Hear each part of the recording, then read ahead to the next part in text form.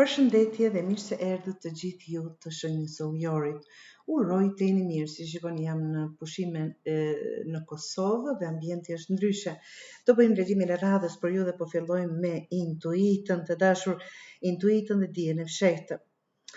Sikur çdo gjë po dëgjoni zëret, je duke kërkuar përgjigje jashtë, derisa ato janë brenda.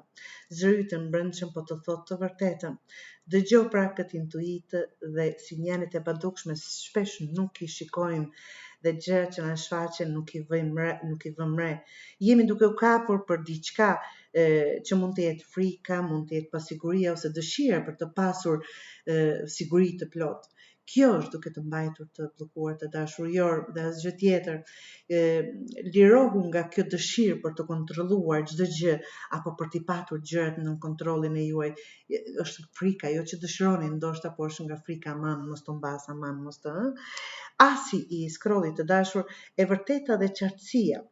Një e vërtet do të dalë në dritë, sado që jeni duke munduar do të dalë për të kontrolluar diçka.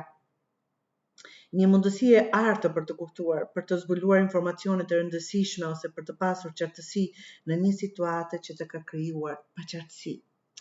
Dhe iluzionisti apo kalorësi i gurit, dikush ose diçka nuk është ashtu siç duket, prandaj dhe thuhet që në fillim t'i besoni intuitës së juaj dhe mos kërko përgjigje nga personi, nga situata që nuk do ta japin.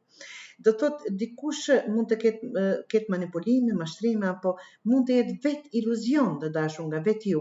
Kujdes të mos e mashtrosh veten duke parë atë që do, jo atë që është. Pra, të dashur, do ta zbuloni të vërtetën, intuita jote është e saktë, çfarë po ndodh do ta kuptoni, mos u kap pas frikës apo pas dëshirës për kontroll. Kujdes nga njerëzit apo situatat që nuk janë ashtu siç duken. Një e vërtet do të kuptoni, prandaj një e vërtet do të dalë në dritë.